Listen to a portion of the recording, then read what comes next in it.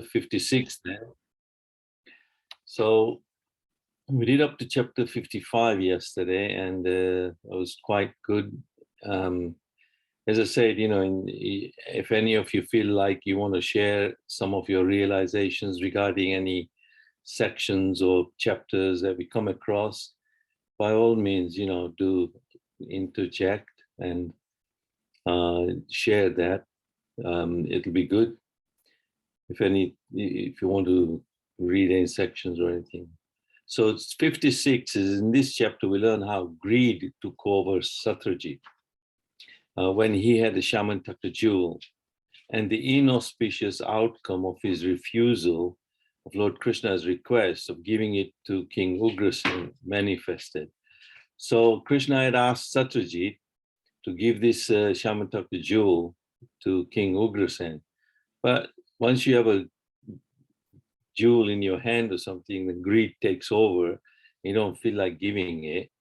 That happens, and then he refused. So he actually committed an offense because it's Krishna's request, and he refused. So then, on one occasion, Lord Krishna requested Satyajit to give the jewel to the Yadu king Ugrasen, but Satyajit was so greedy that he refused. He gave no thought to the seriousness of the offense he committed by denying the Lord's request.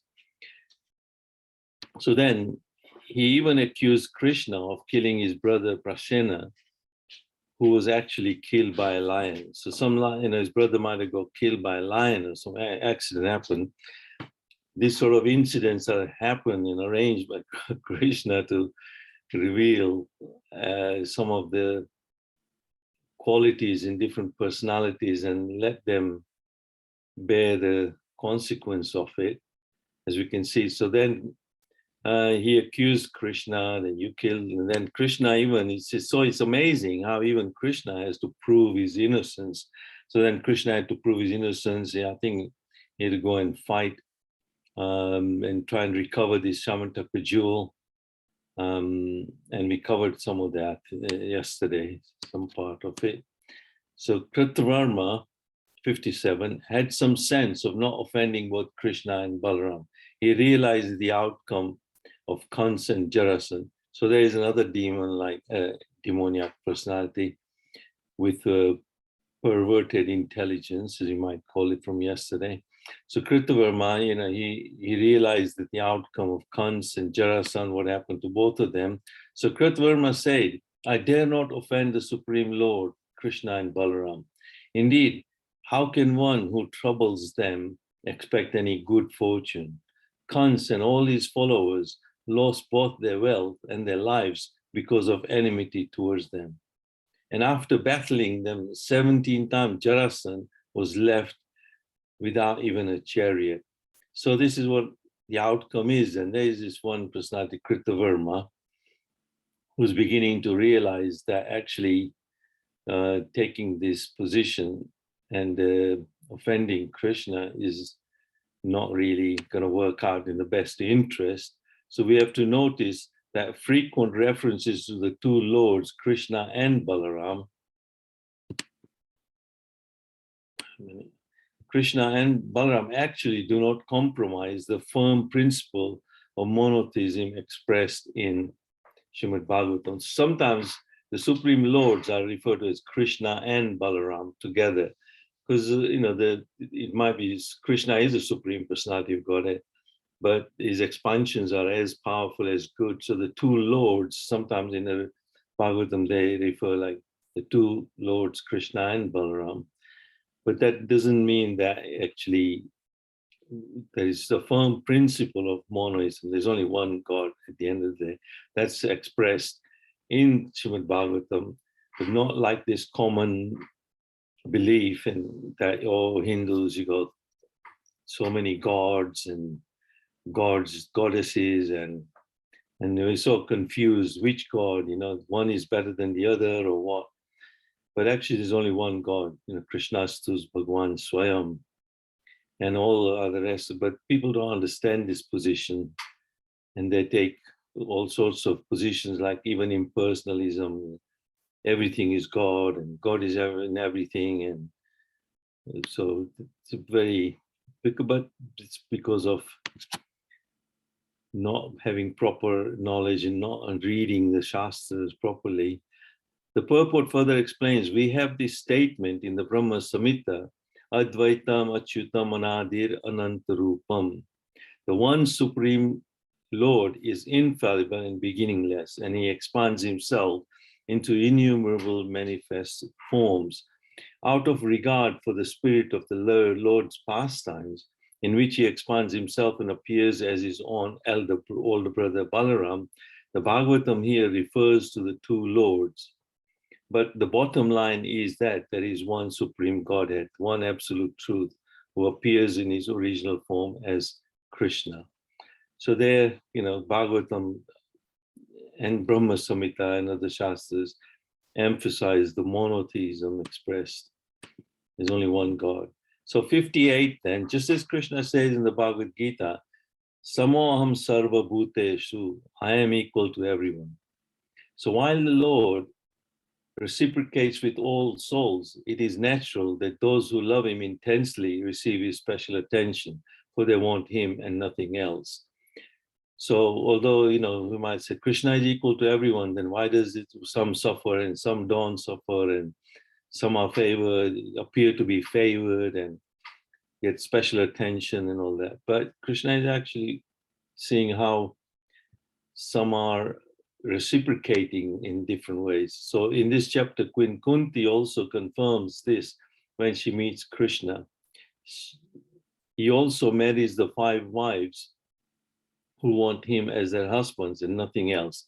Krishna also fulfills the king's wish of having him as his son-in-law after he completes the challenge of dealing with 7 bulls. So there is this pastime about one king who had his desire to have his daughter married, but somebody had to deal with these 7 bulls in a challenge. And then Krishna then obviously fulfills that wish, and he deals with those 7 bulls, and he ends up being the son-in-law of this king. And he marries this princess. He has 5 wives. So there is this pastime in that chapter. Don't know all the details, it's not time to go through all the details as well, but here the main points coming out that Krishna will reciprocate and fulfill the desires that we all actually have. He fulfills them in some subtle ways, indirectly or directly. We see how Krishna pleases his devotees in amazing ways. So lots of devotees and queens and gopis and cowherd boys, and Krishna reciprocates in this way. So 59 then, this chapter reveals the extremes of demigod opulences that are envied upon and stolen away by demoniac forces like Bhaumasur, son of Bhimji, who then goes to extreme measures to protect his loot. So the demigods have a lot of opulences. And when they have so much opulences, then obviously, they're going to be envied upon. So when we have opulences, that's why, people who are rich, and then they suddenly find, people are envious of them and speak bad of them and all that. And then they find, that Bhaumasur here was very envious of the demigod. And I think he is the one who's gone on to steal Aditi's earrings and a few things like that from Indra. And Indra got upset and had to fight him. And then Bhaumasur actually goes to protect his loot. We had prepared this planet almost like island, like, with so many different types of forces to penetrate through, so nobody can actually penetrate. And then we also learn how Krishna, together with Satyabhama, deals with Indra and Bhaumasur. So Bhaumasur was then being attacked. Krishna has to deal with him. And this is where he actually, Bhaumasur had kidnapped all those princesses.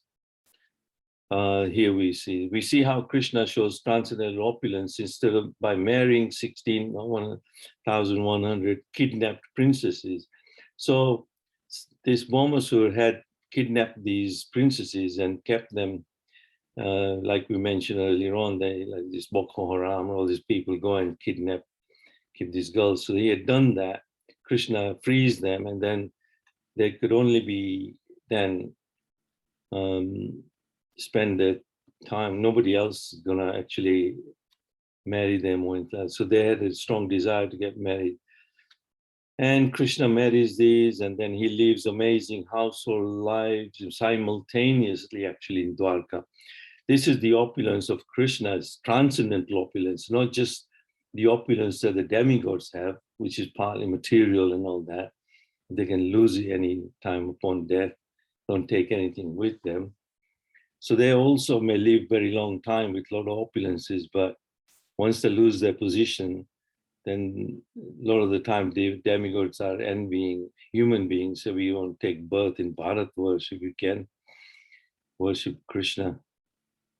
We as devotees see the futility of material opulences at any level. So this is what we have to see, that when we suddenly get too much material opulence, we're going to attract envious people. Then we're going to lose it one day. Then we're going to get depressed about it, and then we fear losing it, anxiety, depression, all these things come in.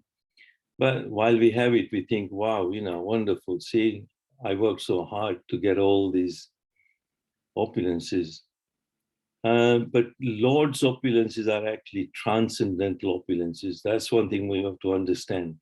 His opulence is there forever, never going to get diminished. It always keeps on expanding. His opulences were in the palaces that he built. He lived simultaneously with all those queens. So Lord's potencies that give pleasure and how he shows his mercy. So that's one thing we have to understand, that material opulence is not something we desire strongly. Whatever Krishna gives, we cherish it, we appreciate it, and also be grateful for whatever we receive in our lives by Krishna's mercy. But Krishna is never going to give us anything that is going to distract us, but that's his mercy. He'll show his mercy in amazing ways. So chapter 60 then, in this chapter we learn of Krishna's art of teasing and joking in order to provoke loving anger with Rukmini, and then his expertise in pacifying and consoling her also. So if anybody, you might remember that Krishna was trying to provoke Rukmini. I think Rukmini had a desire for this Parijata tree, and his second wife, Satyabhama. He went to Indralok, and then he brings this Satyajat plant or tree. He plants it, but Rukmini is not envious or angered by it or anything. So then Krishna is provoking, trying to provoke. But Krishna is very expert at this sort of teasing and joking. One of the skills he learns, or not he learns, but he has. Seeing that his beloved was so bound to him in love that she could not understand the full meaning of his teasing, merciful Lord Krishna felt compassion for her. So then Rukmini, he started to provoke her by saying, you had so many of these kings like Shishupal and all these who wanted to marry you and all that, and then you fell for this. You decided to write to me, and I had to come and kidnap you and marry you. But I'm just a coward boy. I got nothing.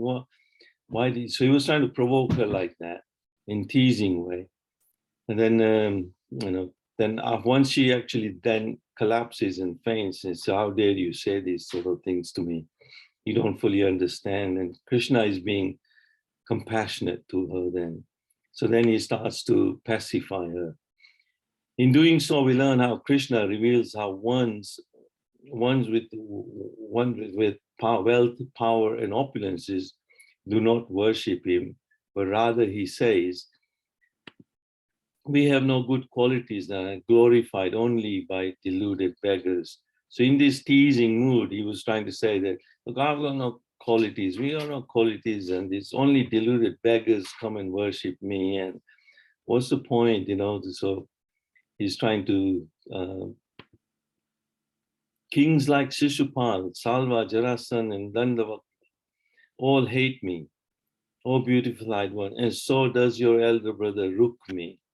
So this is the sort of thing teasing Krishna. It was to dispel, so Krishna is then saying, it was to dispel the arrogance of these kings that I carried you away, my good woman, for they were blinded by the intoxication of power. My purpose was to curb their strength. Was to dispel, to curb the strength of the wicked. So those who are wicked, they can think that they're very strong, but sometimes even they have a very powerful position, but they get intoxicated with that power. And we see that happening even currently. Some people in positions of power, they're blinded by it. They don't realize they're sending so many of people to death just to satisfy their sense of power. And Krishna somehow has to come and kill. So he obviously dealt with Jarasan, Salva, Dantavakra, and all that. And even his Rukmani's brother Rukmi. So then later on, Rukmani is a bit disappointed, depressed about this. So, okay, I hope that's quite amazing, as I've said. So, anybody wants to share anything on these pastimes? By all means. I'm Prabha, and I want to ask you one question. What is opulence means? You read earlier. Opulences means like good wealth, good buildings, cars, wealth, power. That's what he means by opulence. Opulence, okay, it's fine. Yeah, thank you. opulence is how sometimes people are famous, beautiful, they're strong, they're wealthy. Okay. They got 10 flats in Dubai or something like that. They think that I'm very opulent. Okay. Okay. I was thinking what that mean. I was just, when you was reading, I said I'll put the question there. I said no, I must it's ask good to ask any questions. If you're any doubtful, is I was told that the only question that seems foolish is the one that can never get asked. So always ask questions. Yeah. Thank you. Thank you very much. But there's a difference. Like you say, Krishna's opulence is transcendental. So his palace is, in the spiritual world, everything is Chintamani. We don't understand, it's Chintamani, it's self-effulgent. Everything is self-effulgent. There's no need, as Krishna said in the Bhagavad Gita, there is another world where there's no need of sunlight, moonlight. Everything is self-effulgent, full of knowledge. I'll ignore that. No, I'm not going to answer. Don't worry. Yeah. Okay. So I hope that is clear. Yes, fine. Like thank you. Our opulence is, as Mirabai sing, Maro dhan radha, radha, radha, radha. Amaro dhan radha, radha, radha, radha. So our dhan means wealth, so our opulence, we just want Krishna, whatever Krishna gives. Okay. Oh, what's happened to that? 61. Okay, so chapter 61, then we can come to realize from this chapter the unlimited potencies of the Lord by the way he reciprocates with each of his 16,108 wives and sons, daughters, and grandsons. So Krishna had 10 sons from each of these wives. He had daughters and sons and grandsons. So his potencies is different from opulences. Potencies are things like abilities, like unlimited abilities of Krishna, the way he can make so many planets, so many different types of energies, like we say heat, light, sound. These are all energies, but these are all potencies of Krishna manifesting. He is the one who generates this ability of there to be sound or light or ability to create planets, earth, water, fire, air, ether, all these different elements are all different potencies. And these explain that Lord has marginal potencies, spiritual energy, marginal energy, material energy.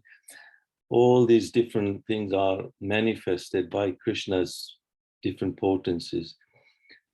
Something even Lord Balaram cannot comprehend. So even Lord Brahma, Lord Brahma is obviously the first engineer of this universe. He's the first created living being.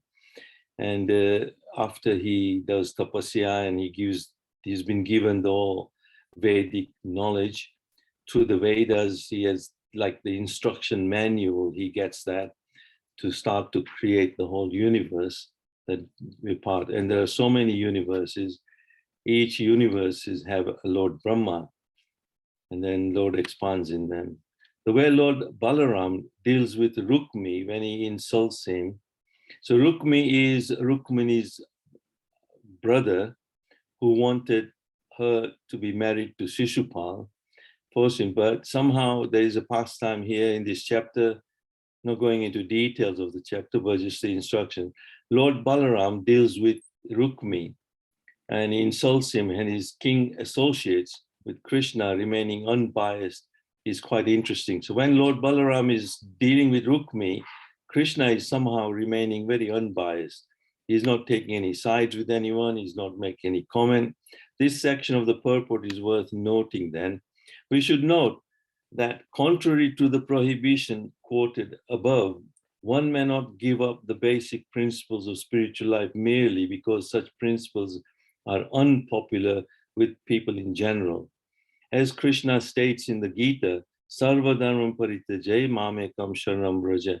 The last word in spiritual duties is to surrender to the Supreme Lord. And that duty takes precedent over all secondary injunctions. Moreover, in this age, Sri Chaitanya Mahaprabhu has kindly presented a sublime process that will attract all sincere people to come to the point of surrendering to the Lord. By following Lord Chaitanya's blissful process of chanting, dancing, feasting, and discussing spiritual philosophy, anyone can easily go back home, back to Godhead, for an eternal life of bliss and knowledge. So this principle of, like, Krishna didn't intervene, although he might have been expected to make some sort of comment while this was going on between Lord Balaram and Rukmi. But here Krishna says sometimes the spiritual principle takes precedence over any other principle, although they may sound very, it might be unpopular amongst people in mass.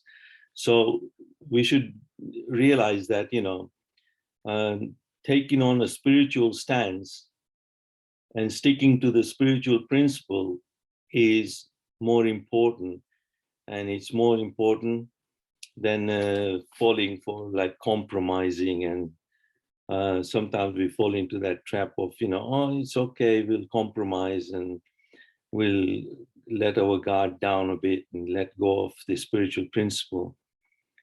But but we got a simple process of chanting, dancing, discussing philosophy. So Chaitanya Mahaprabhu's mercy is there. So chapter 62, we get to learn how personalities like Banasur, son of Bali Maharaj, desire supremacy over even someone like Lord Shiva, whom he initially worshipped and served him with playing drums with 1,000 arms during the Tandava Nritya dance. So there was this Tandava Nritya dance, Lord Shiva, and then this Banasur had 1,000 arms, and he played these drums to amaze Lord Shiva as well. And Lord Shiva was so pleased that he actually gave him a boon. Therefore, he engaged Lord Shiva as the protector of his city and then subtly desired this. So then when Lord Shiva was pleased, he said, what can I do for you? Then he being a personality, is the son of Bali Maharaj. Bali Maharaj is the king of the demigod, the demoniac king, but Bali Maharaj is still the grandson of Prahlad Maharaj. So because of Prahlad Maharaj, Bali Maharaj had some intelligence, some glimpse of spiritual intelligence.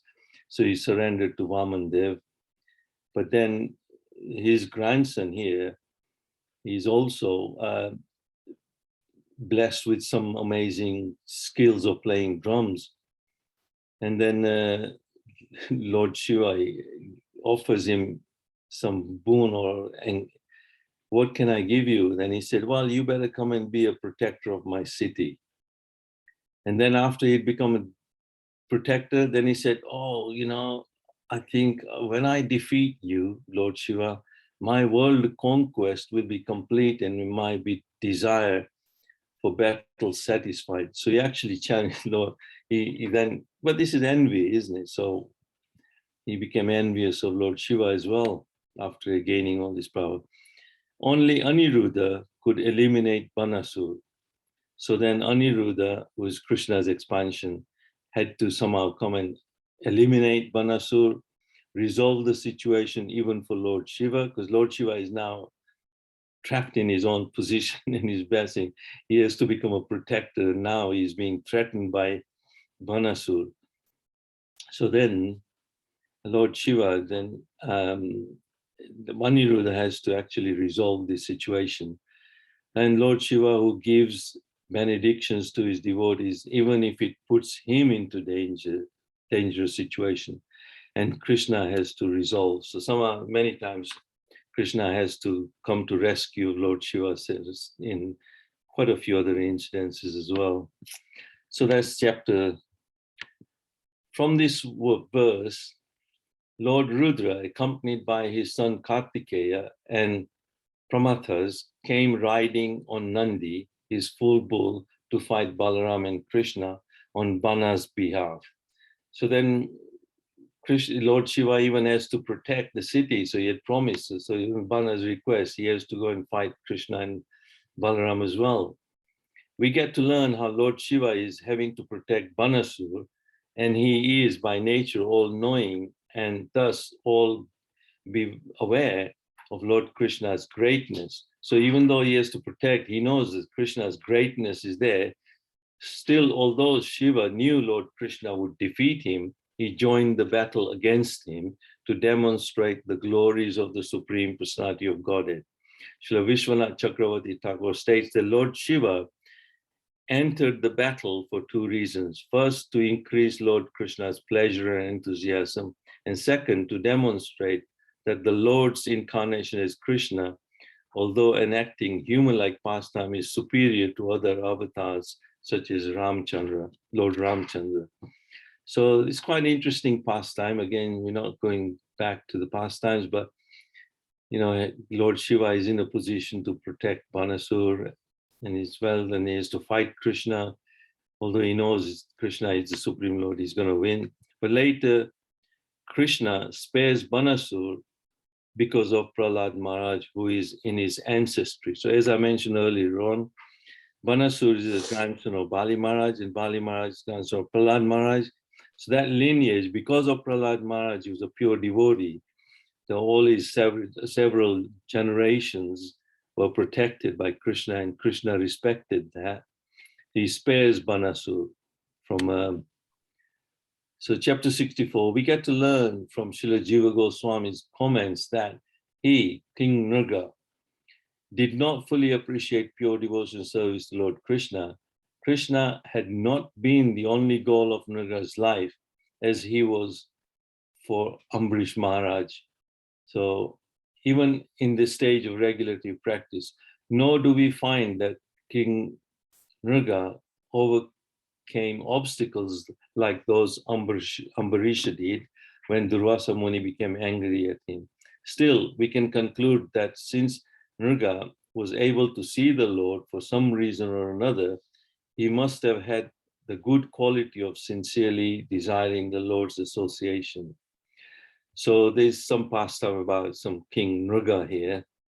So I'm not sure, I'm not remembering all the details of it, but certainly he's being compared here with Ambarish Maharaj, who was fully engaged in the devotional service of the Lord, although he was a king, Ambarish Maharaj, but he was put in a difficult situation by Durvasa Muni, who became angry, and then, but that somehow Nriga here has some desire for Lord's association. So Srila Prabhupada also confirms the above analysis in Krishna's Supreme Personality of Godhead. On the whole, Nriga had not developed Krishna consciousness. The Krishna conscious person develops love of God, Krishna, not love for pious or impious activities. Therefore, he is not subjected to the results of such actions. As stated in the Brahma Samhita, a devotee, by the grace of the Lord, does not become subjected to the resultant reactions of fruitive activities. So sometimes devotees may engage in some pious or some impious activities, but somehow Krishna, they're not subjected to the resultant reaction. So there's no reactions from fruitive activities if they're fully Krishna conscious, but something about criminal. 65, in this chapter, this verse and purport, does he remember his family members, especially his father and mother? Do you think he will ever come back even once to see his mother? Or does mighty armed Krishna remember the service we always did for him? So this is, I think, where Krishna's,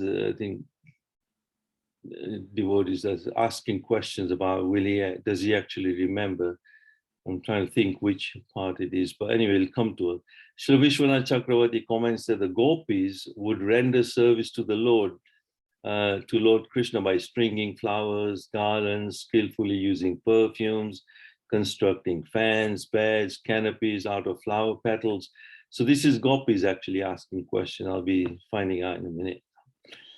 By these simple acts of love, the gopis rendered the greatest service to the Supreme Personality of Godhead. So sometimes in our devotional life, we're just making simple things like make garlands, offer perfume to Krishna. He accepts all that as part of what we just offer a flower in the morning, sometimes in our arti or incense. Krishna likes simple things like that as well. But the gopis were doing that, and then obviously saying we have to understand that Krishna does accept any small service done by his devotees and appreciates and does remember and reciprocate on an absolute level. Everything as instructed by Krishna in the Bhagavad Gita, the patram pushpam phalam toyam yome bhaktya prayachati tad aham bhaktya uparatam asnami prayatatmana. So if one offers me with love and devotion a leaf, a flower, fruit, or water, I'll accept it. So gopis are here questioning. We did all this little service, and we always did this service for him. Does he remember all that? Does he remember his family members or not? So these are in this chapter 65. 66, we learn the extreme of foolishness in Pondrak and the outcome of flattery by his close associates. So Pondrik is one character who pretended to be just like Krishna, or in fact, he started to say that he is the actual Krishna, and that the other Krishna is actually a false fake. Today, we get too much fake things, like fake news and fake information and fake this. So this was Krishna. Pondrik is actually accusing real Krishna, that you, the fake one, just because he's got some close associates who are actually giving him a bit of flattery. This is what we got to be careful of. Sometimes people around us can start to flatter us and boost our own ego for unnecessarily. And then we think, oh, yeah, something more to us and all that. So then Pondrik went to an extreme of foolishness, actually. he started to say he is Krishna. So Srila Prabhupada writes as follows in Krishna: as far as Pondrik was concerned, somehow or other, he was always thinking of Vasudeva by falsely dressing himself in that way, and therefore Pondrik achieved Swarupya, one of the 5 kinds of liberation. So although Pondrik was in this fake, accusing Krishna of fakeness, he's the real one, but at least he was still thinking of Krishna. He was still thinking of Vasudeva. Prabhupada is saying, he falsely dressing himself, Pondrik actually does achieve Swarupya, one of the 5 kinds of liberation, and was thus promoted to the Vaikuntha planets, where the devotees have the same bodily features as Vishnu, with 4 arms holding the 4 symbols. Factually, his meditation was concentrated on the Vishnu form, but because he thought himself to be Lord Vishnu, he was offensive. So there is a slight element of offense in him, although he was thinking of Krishna all the time, but there was that slight offense. And after being killed by Krishna, however, that offense was also mitigated. So Krishna mitigated the offense, and then he was given Swarupya liberation. So Krishna is still being merciful to him, and he attained the same form as the Lord in Vishnu. So there we understand Pondrik's pastimes are actually amazing. How he is when I read about it, it's crazy how he was thinking that he is Krishna. Also, the avenging outcome of Sudakshina and Lord Shiva's position in these pastimes are interesting. There's something else about Sudakshina and Lord Shiva's position. It is clearly stated that the powerful Dakshinagni, fire, could be directed only against someone unfavorable to Brahminical culture.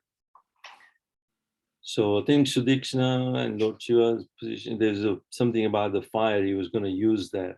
Lord Krishna, however, is the most favorable to the Brahmins and in fact maintains the Brahminical culture.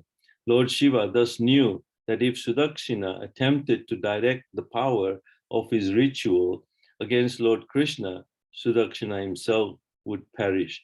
So Sudakshina had done some sort of tapasya and it gained some power from Lord Shiva, and again Lord Shiva's position here.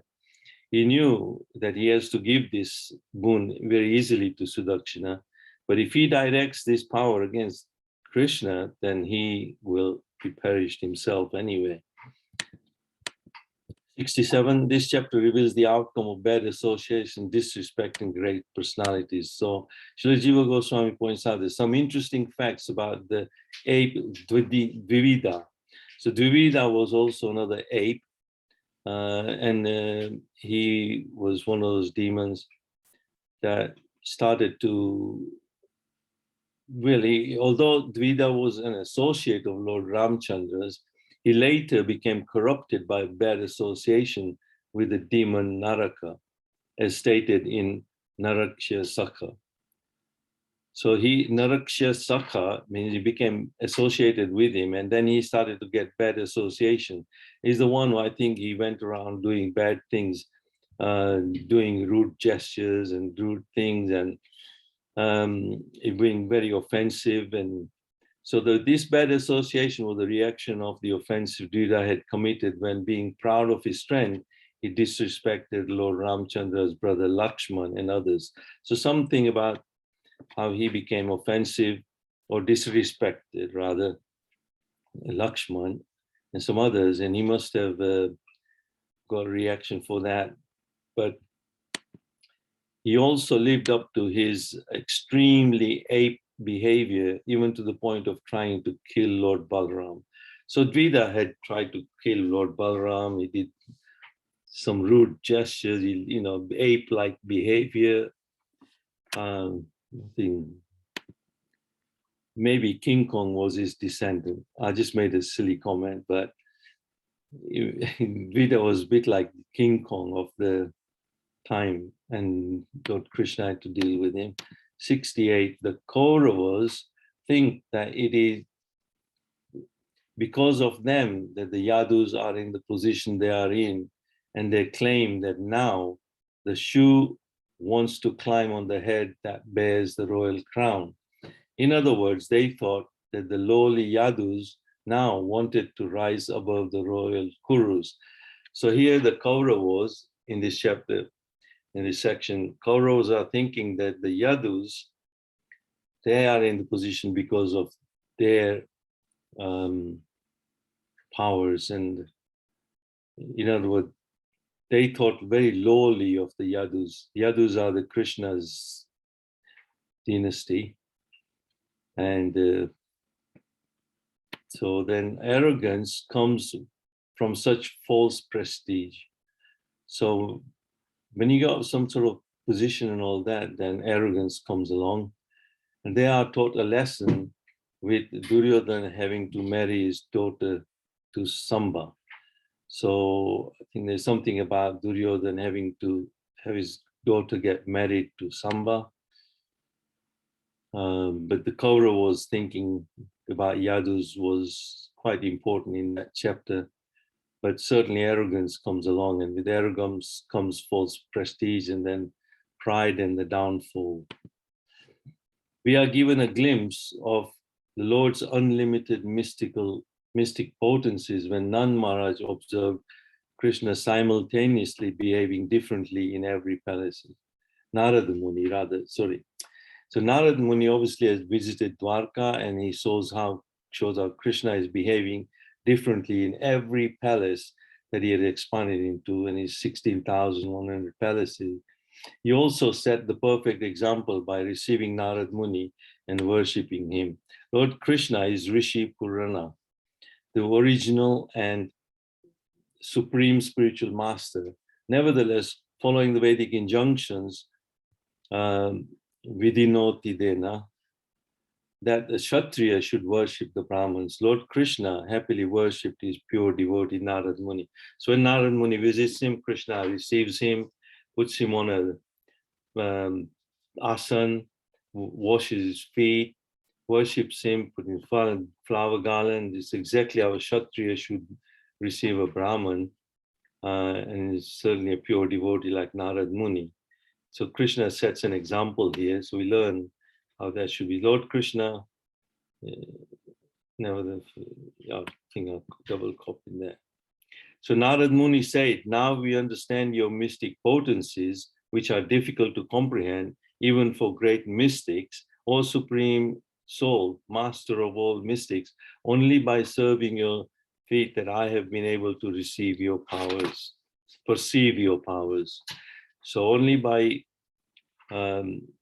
Krishna's blessings that we can perceive, even Narad Muni's claim that he can perceive the powers of Krishna, how mystical potencies, expanding himself, living differently. So last chapter, the king said, chapter 70, the king said is related through the messenger, O king, O Krishna, Krishna, O immeasurable soul, destroyer of fear for those surrendered to you.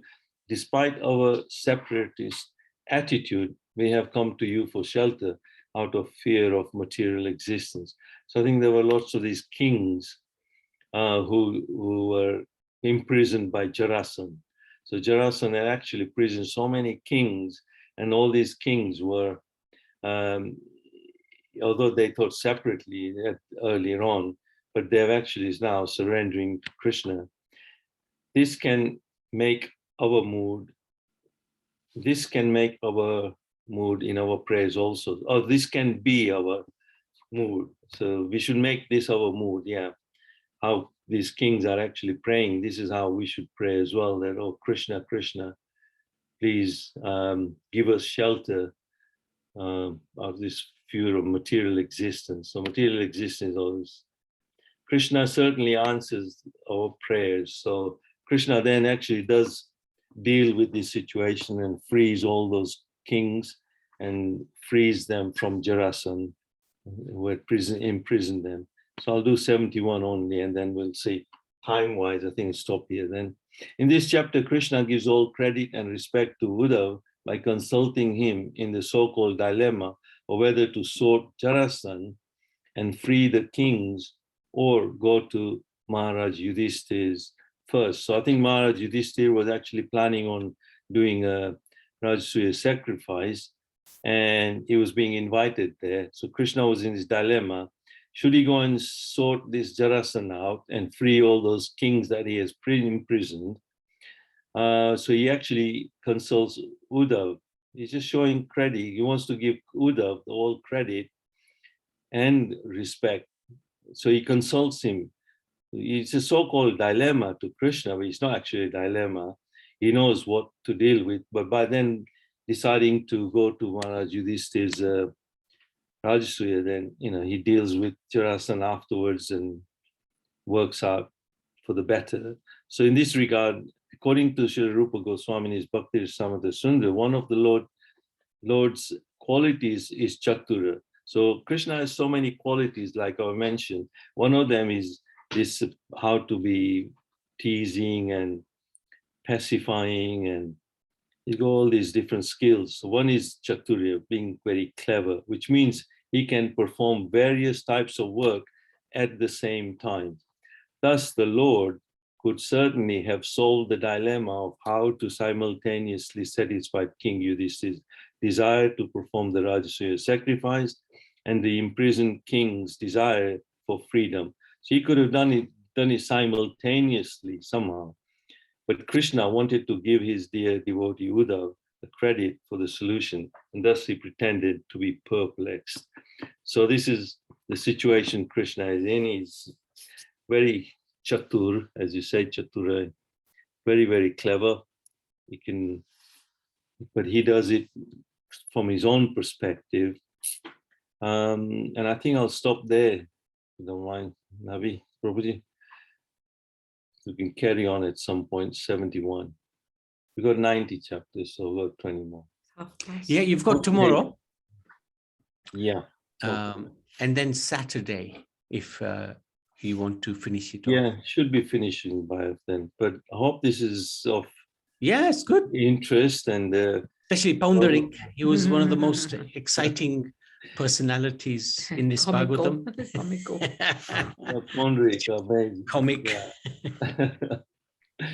Yeah. Okay, Haribol, Srimad Bhagavatam ki jai. Any questions for Madhusudan?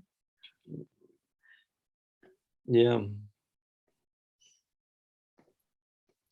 So many different pastimes come at the same time with these instructions. So, yeah. But we've gone through all these chapters so nicely with you, Prabhuji. So, but our memories are short, and we forget some of these. We should keep, going, revisiting them. Yes. And certainly, keep reminding ourselves like this, that, Krishna's pastimes are so amazing. And he deals with all these characters, but he's actually dealing with these characters like Jarasandha and so many, Pundarik and all the time, actually, and hassling him more than anything. But Krishna knows how to deal with them. I just wanted to ask you one question, if you don't mind. Yeah. Because my language is Gujarati, which is all right.